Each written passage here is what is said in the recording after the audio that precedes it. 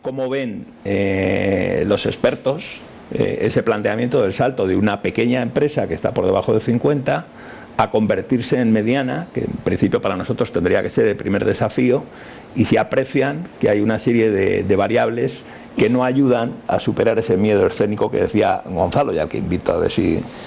Yo sí comparto contigo ese miedo a superar los 50 trabajadores. Creo que quizá venimos de una época en que las relaciones laborales pues han sido bastante más complejas quizá de lo que son ahora, y todavía pues tenemos alguna rémora del empresario de que si paso los 50 ya tengo enlace sindical y luego otro comité y luego ese miedo, ¿no?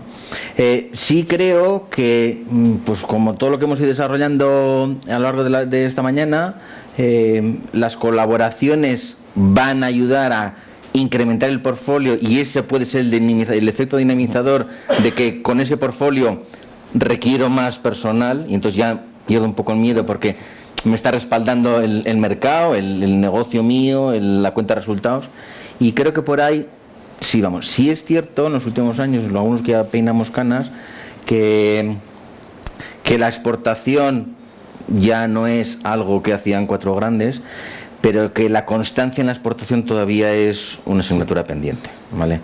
Como tú bien decías, pues 8.000 euros de cifra de facturación no es absolutamente nada, es irrelevante, pero sí que cada vez hay más empresas que están exportando. Lo que nos gustaría es que exportaran cada vez más y más seguidamente, claro. Pero ese miedo al mundo exterior sí creo que se ha perdido, eso sí creo que se ha perdido. Por lo menos, no sé si a raíz de la crisis o no a raíz de la crisis, pero esa exposición está, ¿no? Y a ver si con todo este tipo de colaboraciones, de incrementar el portfolio de producto, de abrirnos a otras posibilidades de colaboración, pues nuestras empresas empiezan a coger más portfolio, más dimensión, y por lo tanto pierden un poco ese miedo a la contratación, ¿no? Muy bien, en cualquier momento, si hay alguna pregunta, me gustaría que, si queréis, pues os incorporéis de manera activa a este debate que estamos manteniendo. En el caso de Ignacio, vuestra empresa, decías que al final el grupo se constituye porque había una amalgama, creo que citabas 16 empresas de muy distinto tamaño, pero sobre todo empresas pequeñas, ¿no? Entiendo que eso ha tenido que suponer un esfuerzo muy importante de integración para alinearlas en una única cultura, porque ha sido quizás una estrategia a la que a veces nosotros percibimos que algunos empresarios aquí nos plantean, que es decir, bueno, este salto de crecimiento o esta nueva línea de negocio, lo que voy a hacer es crear una empresa solo para esa línea de negocio. En vuestro caso habéis abordado un proceso de carácter inverso que como hemos visto, se ha fortalecido más. ¿Cómo ha sido un poco esa experiencia y ese cambio?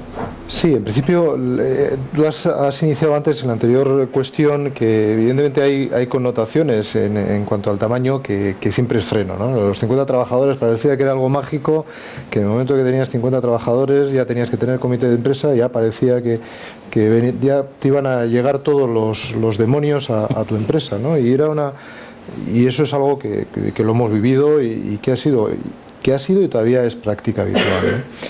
Y que también fiscalmente, o sea, una vez que pasas una dimensión parece que todo es mucho más complicado, fiscalmente, institucionalmente, ¿no? Tienes unas responsabilidades que antes no tenías, ¿no? Pero yo prefiero verlo por otro lado, ¿no? Es decir, nosotros cuando nos planteábamos, y había discusiones en ese sentido, porque nos complicaba la vida, realmente lo que nos obligaba es a ordenar las cosas.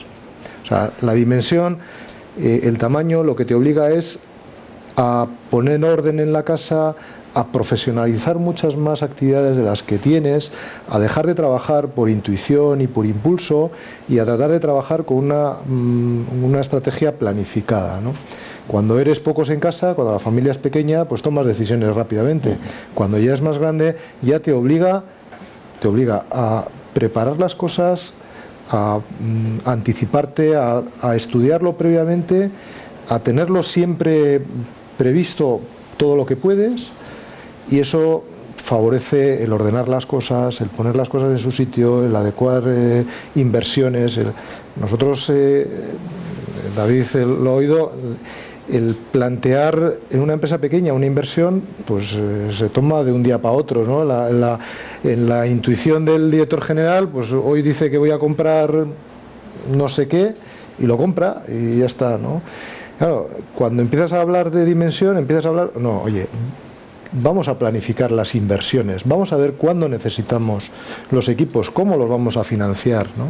Todas las cuestiones hacen un cambio, ¿no?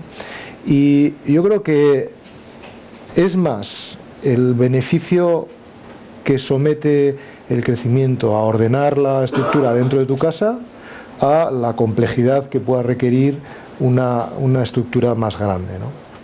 Yo creo que sí, es verdad, yo creo que las instituciones tendrían que hacérselo mirar, es decir, no, yo creo que sí que se penaliza ese salto, el que está arriba pues ya está acostumbrado y no le afecta, a ver por qué yo voy a tener que tener no sé qué estructura, un médico de empresa porque he superado ¿por qué voy a tenerlo, ¿no?